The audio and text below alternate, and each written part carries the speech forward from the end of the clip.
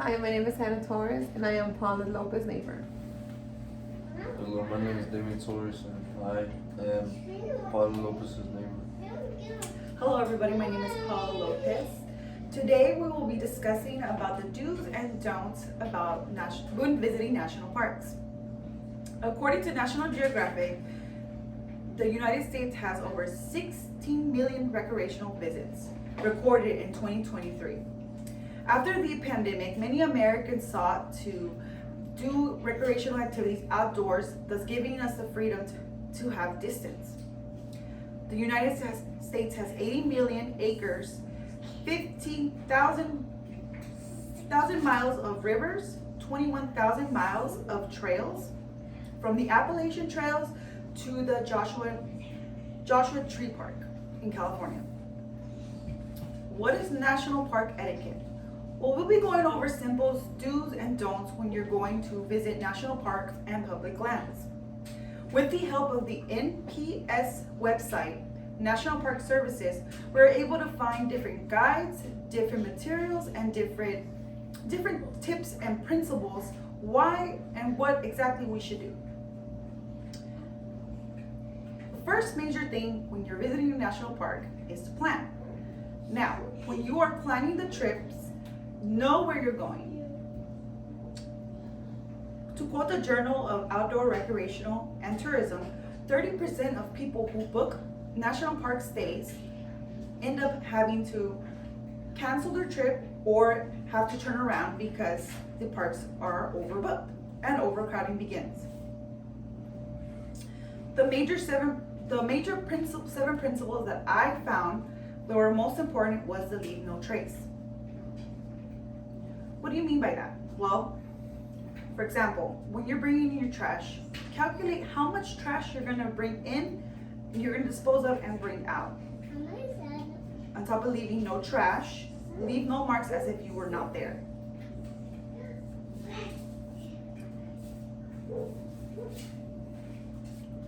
You might be tempted to pick a flower. You might be tempted to pick up seeds of these wild plants, but please leave them be.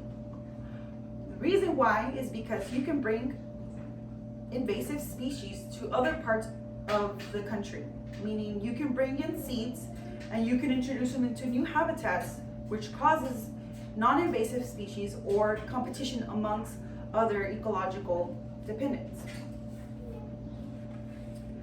A last important thing about leaving things where they're at is make sure you do not dig for gems, for archaeological artifacts, and you also leave any traces of trinkets behind. Because this is illegal, especially in public lands.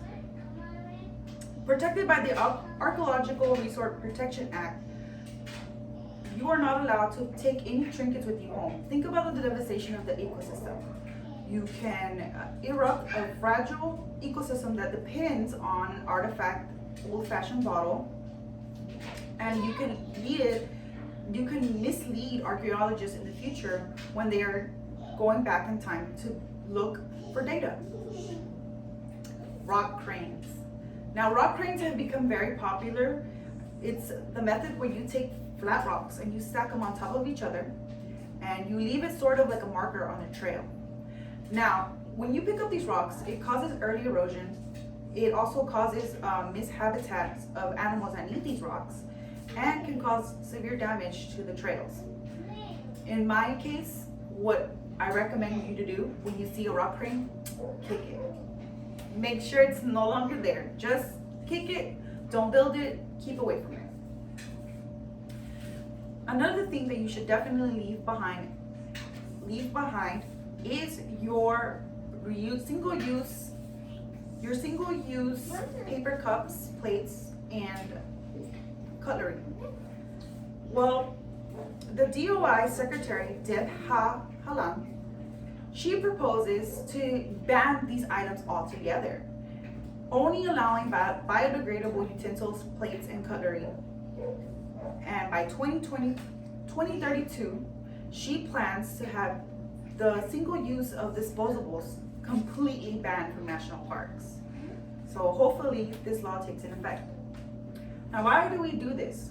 Well, the national parks receive a lot of foot traffic. As 16 million visits is a lot of foot traffic, could cause a lot of damage and habitat misuse.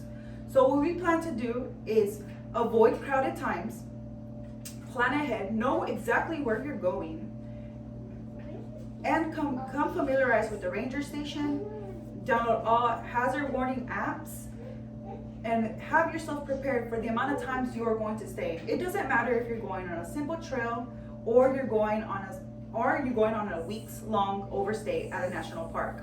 Prepare your emergency kits, prepare your exit routes, prepare all the necessities that you will need.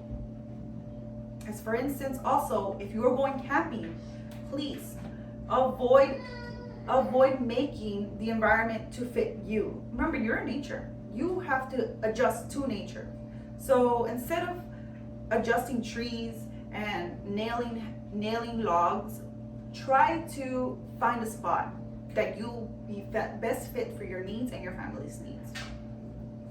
Remember, these are national parks. As American citizens, we have an obligation to keep these parks as pristine for many generations to come. If you have any questions about the do's and don'ts of the national parks, please, they're welcome. Ask questions. What if you see a bear? If you see a bear, just stay away from wildlife. What if they approach you? If you approach them, that's why you prepare yourself ahead of time. You log into the ranger station, you pick up the data on how many bears or sites are in the national parks, and you also come equipped with bear spray. Depending on where you are at in the national parks, such services and supplies can be provided to you depending on the ranger station. There's some bears, okay? Yes, there's bear spray. What if you go out to go get some food or to go get some wood for fire and you see a bear in your tent? What do you do? Well, that's why you plan your emergency exit routes. Well, I mean, he's asleep. There you go. Or she's Oh, asleep. well, again, do not disturb the wildlife, and again, that's why you familiarize yourself with the ranger station exit routes. Prepare for emergencies always. So you can't touch plants or anything? Is that dangerous? It's not that it's dangerous, it's just that if you touch a plant, you grab a plant, you think it's a beautiful flower, you're bringing these flowers out, and you're like, oh, I'm gonna have a great time with my flowers. This can be depleting sources from other species that might need that flower. So, and for instance, you're just not the only one going to these national parks. Other people are going to these national parks as well. So maybe influence the mentality of leaving stuff behind, do not touch, can help others to sustain that life force, like the life species of the plants. Any other questions? No? Okay. This is my speech, and I'm concluding it. Thank you for listening. Thank you very much.